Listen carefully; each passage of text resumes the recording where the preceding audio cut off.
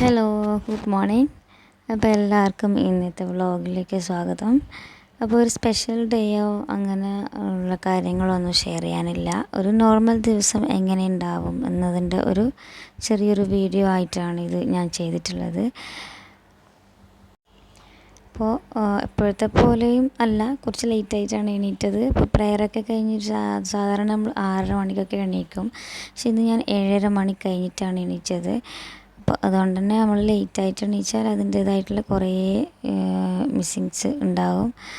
അപ്പോൾ ഫസ്റ്റ് ചായ, കോഫി അല്ലെങ്കിൽ ചായ രണ്ടിലേതെങ്കിലും ഒന്ന് നമ്മൾ കഴിക്കും. അപ്പോൾ അത് എനിക്ക് എല്ലാവർക്കും അങ്ങനെയാണല്ലോ, രാവിലെ എണീറ്റ പാടെ തന്നെ ജസ്റ്റ് കോഫി അല്ലെങ്കിൽ ചായ അതെന്തായാലും ഫസ്റ്റ് തന്നെ കിട്ടണം.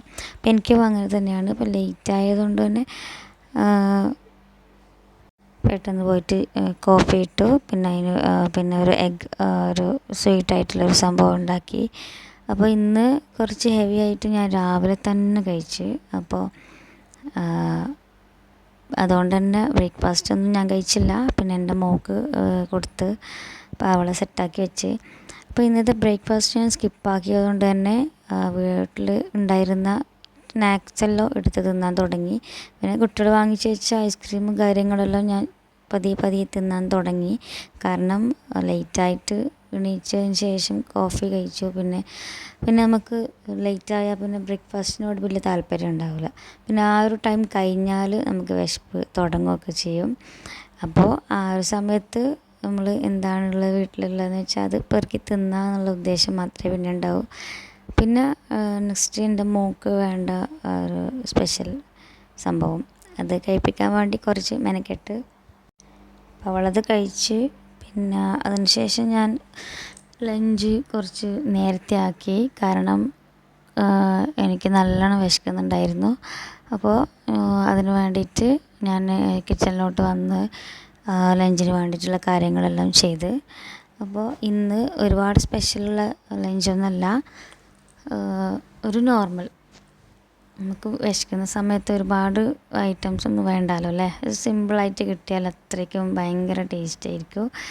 അപ്പോൾ അതുകൊണ്ട് തന്നെ ഞാനിന്ന് ഗീ റൈസ് പിന്നെ നമ്മളെ പരിപ്പ് കറി അങ്ങനെയുള്ള ഇതെല്ലാം ഉണ്ടാക്കി. അപ്പോൾ വീട്ടിൽ ഉമ്മയൊന്നും ഉണ്ടായിരുന്നില്ല. അപ്പം ഞാനത് ഉണ്ടാക്കി ഞാൻ തന്നെ കഴിച്ച്. പിന്നെ ഞാൻ രാത്രിക്കേക്ക് വേണ്ടിയിട്ടുള്ള സവാള എല്ലാം അരിഞ്ഞു വെക്കാമെന്ന് വിചാരിച്ചു. ഇപ്പോൾ രാത്രി കുട്ടികളും എല്ലാം കൂടി നല്ല ബഹളമായിരിക്കും. അപ്പോൾ ഫസ്റ്റ് ഞാനത് ഒന്ന് സെറ്റാക്കി വെക്കാമെന്ന് വിചാരിച്ച്. അപ്പോൾ ഞാൻ ഫ്രൈ എല്ലാം ഉണ്ടാക്കുന്ന സമയത്ത് ഈ സവാളയും തക്കാളിയും പച്ചമുളകും എല്ലാം തന്നെ ഒന്നായിട്ടാണ് മുറിച്ചിട്ട് വെക്കുക. അത് സെപ്പറേഷനായിട്ട് വെക്കലില്ല.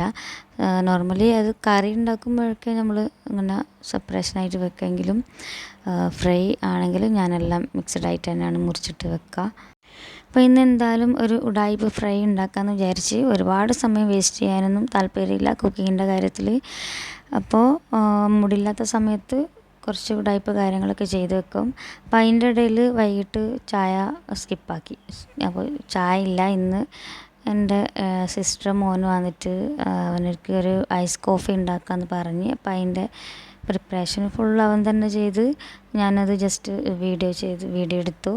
അപ്പോൾ ഐസ് ക്യൂബ്സ് ഒന്നും വിചാരിച്ച പോലെ കിട്ടിയില്ല.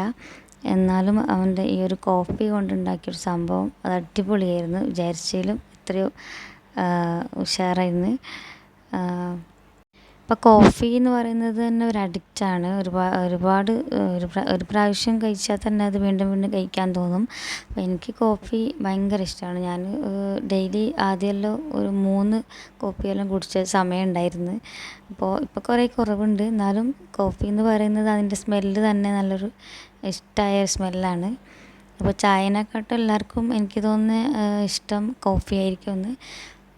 അപ്പോൾ അത് ഒരു സ്പെഷ്യൽ ഐസ് കോഫിയായ അതിൽ നല്ല ടേസ്റ്റ് ഉണ്ടായിരിക്കും. അപ്പോൾ എല്ലാവരും ഇതൊന്ന് ട്രൈ ചെയ്ത് നോക്കാം കേട്ടോ. ഭയങ്കര സിമ്പിളായിട്ടുള്ള ഒരു റെസിപ്പിയാണ്. ഒന്നുമില്ല, ജസ്റ്റ് പഞ്ചസാരയും കോഫിയും ബീറ്റ് ചെയ്തിട്ട് അതിലേക്ക് മിൽക്ക് ആഡ് ചെയ്യുക, കഴിക്കുക. ദാറ്റ്സ് ഇറ്റ്, അത്രയേ ഉള്ളൂ. അപ്പോൾ ഞാൻ ഇപ്പോൾ ഒരു 8 മണി ആയിട്ടുണ്ട്.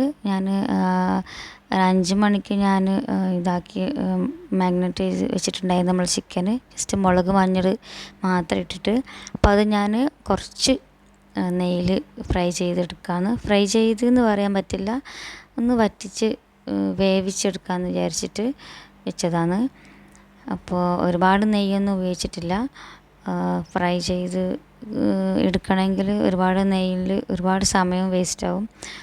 അപ്പോൾ അതിൽ ഒരു ഹാഫ് ബോയിൽ ആയതിന് ശേഷം നമ്മൾ ഞാൻ നേരത്തെ മുറിച്ചിട്ട് വെച്ച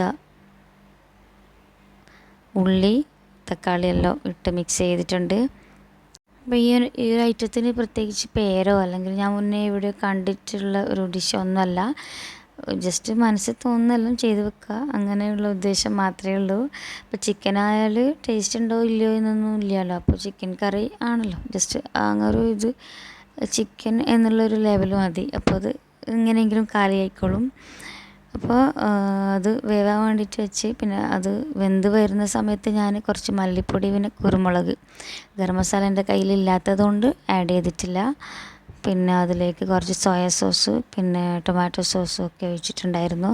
അപ്പം അത് എല്ലാം നമ്മൾ എന്താ പറയുക, എൻ്റെ അടുത്തുള്ള ഐറ്റംസ് വെച്ച് ഞാൻ അഡ്ജസ്റ്റ് ചെയ്തതാണ്. പക്ഷേ കറി നല്ല ടേസ്റ്റ് ഉണ്ടായിരുന്നു. അപ്പോൾ മടിയുള്ള സമയത്ത് അല്ലെങ്കിൽ നമുക്ക് മൂഡില്ലാത്ത സമയത്തെല്ലാം നമ്മളിങ്ങനെ ചെറിയ ഉഡായിപ്പ് പരിപാടിയെല്ലാം കാണിച്ചാൽ നല്ല ടേസ്റ്റി ആയിട്ടുള്ള ചിക്കൻ കറി നമുക്ക് കിട്ടും. അപ്പോൾ ഇത് ഫ്രൈ ആണോ എന്ന് ചോദിച്ചാൽ എനിക്കറിയില്ല, കുറച്ച് വറ്റിച്ചിട്ട് ഒരു ഡ്രൈ ആക്കി എടുക്കാൻ വേണ്ടി ശ്രമിച്ചിട്ടുണ്ട്. അപ്പോൾ ഇപ്പോൾ 8:30 മണി ആയിട്ടുള്ളൂ, കഴിക്കാൻ വേണ്ടിയിട്ടുള്ള സമയമൊന്നും ആയിട്ടില്ല. എന്നാലും ഞാൻ അത് കഴിച്ച് അതിൻ്റെ ടേസ്റ്റ് നോക്കാൻ വേണ്ടിയിട്ട്. അപ്പം ഞാനുണ്ടാക്കിയ ഡിഷ് ഞാൻ തന്നെ പൊക്കി പറയുന്നത് വലിയ നല്ലതല്ല. അപ്പോൾ എന്നാലും ഞാൻ അതിൻ്റെ കാര്യം പറയാമെന്ന് വിചാരിച്ചാൽ അതിൽ കുറച്ച് സ്പൈസി ആയിട്ട് തോന്നി. കുരുമുളക് ഭയങ്കരമായിട്ട് കൂടിപ്പോയോ അല്ലെങ്കിൽ അങ്ങനെ തോന്നി. അപ്പോൾ ഇഷ്ടമായിട്ടുണ്ട് എല്ലാവരും റെസിപ്പി ഒന്ന് ഉണ്ടാക്കി നോക്കുക. പിന്നെ എൻ്റെ ഈ ഒരു വീഡിയോ ഇത്രയേ ഉള്ളൂ ഇന്ന്. അപ്പോൾ ഇഷ്ടമായിട്ടുണ്ടെങ്കിൽ എൻ്റെ ചാനലൊന്ന് സബ്സ്ക്രൈബ് ചെയ്യുക, എന്നെ സപ്പോർട്ട് ചെയ്യുക. Thank you.